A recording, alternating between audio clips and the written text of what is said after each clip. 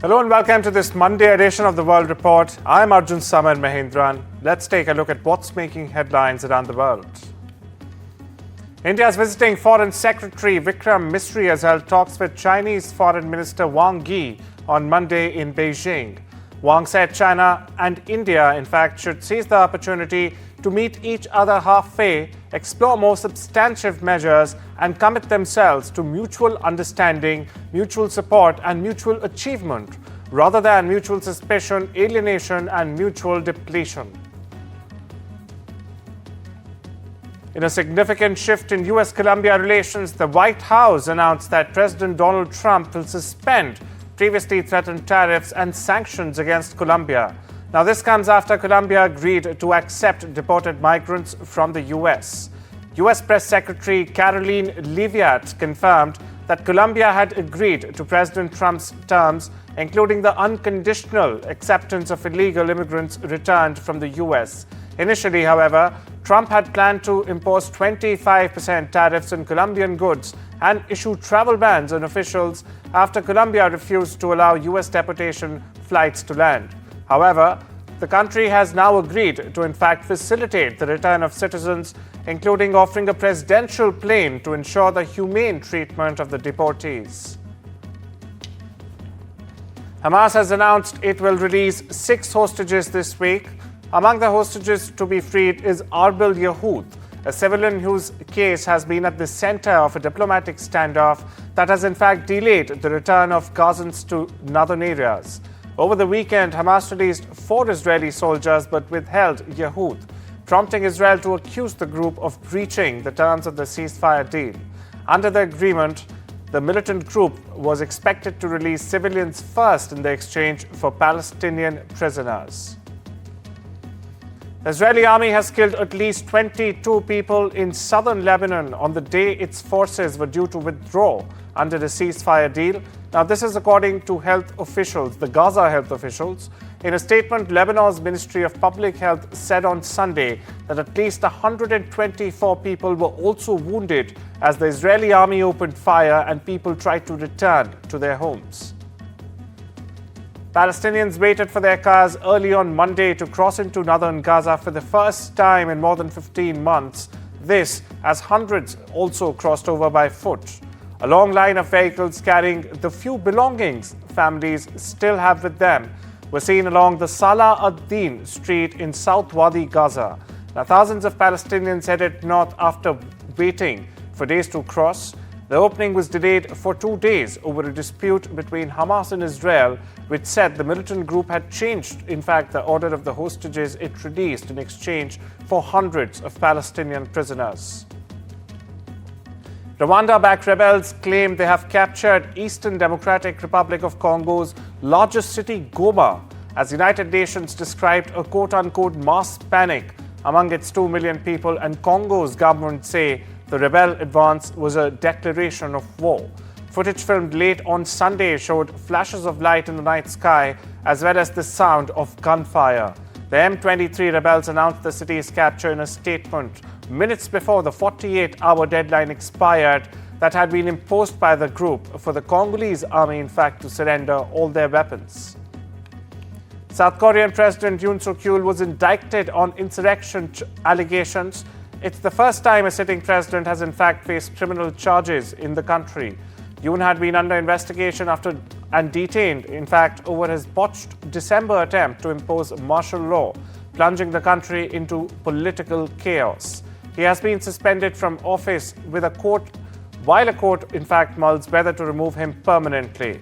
Throughout the crisis, Yoon has been outspoken in his opposition to the probe, and his approval rating, which was at rock bottom, has somewhat rebounded since his arrest. Not unlike another world leader, Yoon has the example of Trump, who has been very vocal throughout his legal travails, some experts argue. Turkey has arrested 15 people, including the owner and management of the Grand Cartel Hotel, following a fire at the ski resort that killed 78 people earlier this week. Now, the blaze, which started in the hotel's restaurant at around 3:30 a.m. local time, forced panicked guests to jump from windows. State media is reporting that judicial proceedings are ongoing for the deputy mayor of Bolu province and the local fire chief. Meanwhile, independent experts revealed that the 12-story hotel lacked basic fire safety measures. Turkey's President Erdogan has vowed to hold all responsible parties accountable, while the hotel's management has promised full cooperation. The incident has reignited calls for stricter safety regulations across the country. Former Indo-Canadian MP Ruby Dhalla has announced that she will now participate in the leadership race, in fact, for the ruling Liberal Party of Canada to succeed Prime Minister Justin Trudeau. Dhalla entered the race on the eve of the deadline for the candidates to declare themselves, the 23rd of January. Though her campaign, however, will still have to submit the fee of $350,000 Canadian dollars or over $240,000 US dollars to qualify. Dhalla was first, in fact, elected to the House of Commons in 2004 from the erstwhile riding of Brampton-Springdale. She was re-elected in 2006 and 2008, but lost in 2011 and opted not to contest in 2015 when the Liberals came into power with a thumping majority. Her victory in 2004 federal election made her, along with Conservative Nina Grewal, the first women of Indian origin to be elected to the Canadian House. US President Donald Trump is in discussions with multiple parties over the potential purchase of TikTok in US. Speaking on board Air Force One, Trump said a decision on the app's future will likely come within 30 days. According to sources, the White House is negotiating a deal involving software giant Oracle and a group of US investors to take control of TikTok's operations. Under the proposed arrangement, ByteDance, TikTok's China-based owner, would retain a stake while Oracle would oversee data collection and software updates. Trump emphasized the significant interest in TikTok, but made no mention of specific buyers. The plan is part of the administration's efforts to address national security concerns surrounding the popular app. Colombian Foreign Minister Luis Gilberto Murillo has said his country would receive returning Colombian nationals who were deported from the United States. He told journalists in Bogota on Sunday that Colombia would ensure they would be treated with quote-unquote dignity. Murillo spoke in the capital after the White House claimed victory in a showdown with Colombia over accepting flights of deported migrants from the US on Sunday. Now, the flights were accepted hours after President Donald Trump threatened steep tariffs on imports as well as other sanctions on the longtime US partner.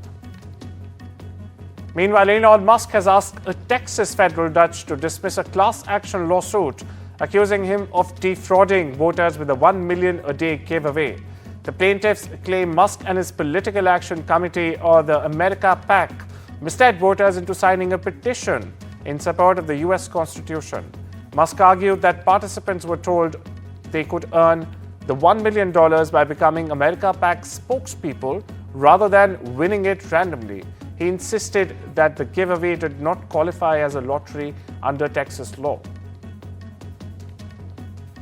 Members of the Haitian community in Ohio's Springfield are turning to their faith in the wake of President Donald Trump's crackdown on migration. Haitian immigrants in the once desolate town are seeking solace in their churches and local community centers and businesses, overwhelmed by fears Trump will end or let expire the temporary protected status program that allows them to remain in the U.S. legally.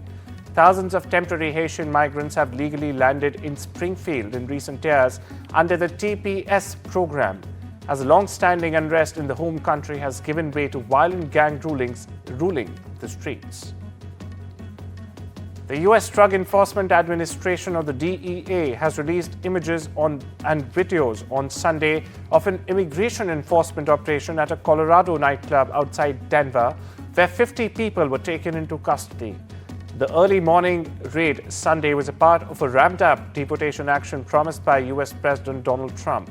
Now, the Trump administration officials, including border czar Tom Homan and the acting deputy attorney general, visited Chicago on Sunday to witness operations in the nation's third largest city.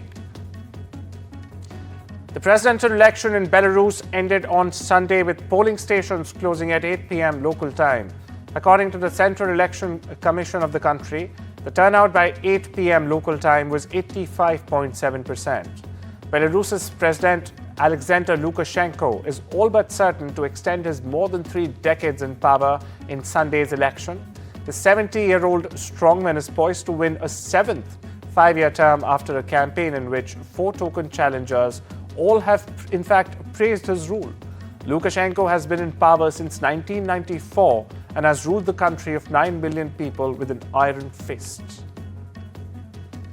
A US-based organization is transforming the house of Auschwitz commander Rudolf Höss into a research center devoted to fighting extremism and is introducing it to the public on the 80th anniversary of the liberation of Auschwitz on Monday.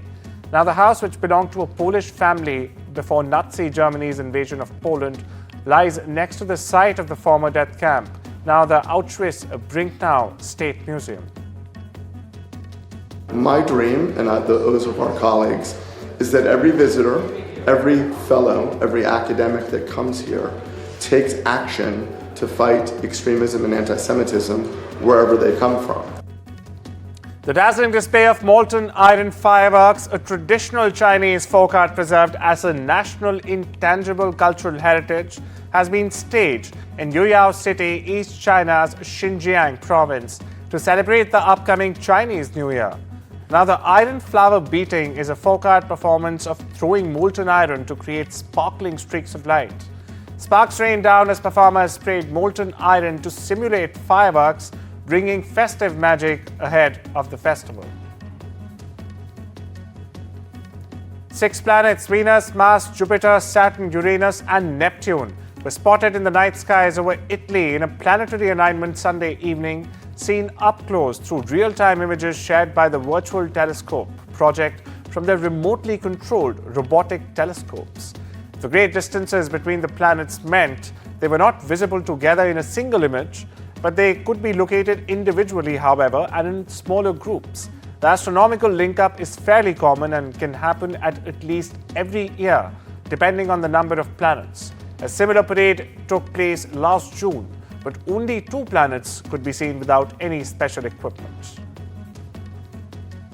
It's time we slip into a short break now. See you on the other side.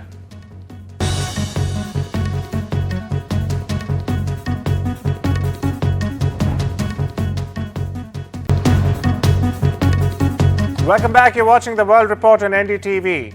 The first container ship of the China-Europe Express, the fastest direct route connecting Europe and China's Yangtze River Delta region, arrived at its destination at the Jade-Weser port in Germany on Friday, ushering in a new era of international trade upon the Chinese New Year.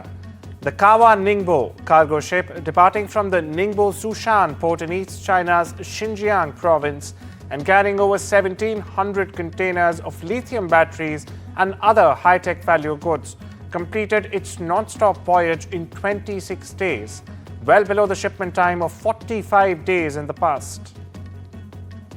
This opening significantly enhanced the flows of goods between China and Europe, strengthening the stability of a global industrial and supply chains. The route demonstrates vividly how the belts and roads are built together. iPhone giant Apple is in talks with Bharat Forge to make the Kalyani Group company one of its vendors in India. The Economic Times has reported, if an agreement is reached, Bharat Forge will make components for the iPhone maker in India. Bharat Forge will then be the latest Indian company to work with Apple after the Tata Group. Apple has 3 iPhone assembly plants in India. The largest of them is run by Foxconn in Tamil Nadu. The other 2 are run by Tata Group units in Tamil Nadu and Karnataka. Apple is focused on iPhone enclosures and is expected that local suppliers will be on board over the next year. This is in addition to the Tata unit in Hosur, Tamil Nadu. The Indian Computer Emergency Response Team, or the CERT, has issued an advisory for users of Google Chrome browsers on Windows PC, Macs, and Linux devices, highlighting security flaws within the older version of the web browser. Now, CERTIN has issued a similar warning for Chromebook devices running outdated version of Google's lightweight operating system Chrome OS. The organization has in fact classified these vulnerabilities as high-risk warnings that they could potentially allow attackers to gain unauthorized access to sensitive user data, cause denial of service, and more by executing a specially crafted web page. The advisory stated that these vulnerabilities could affect both individual and organizational users.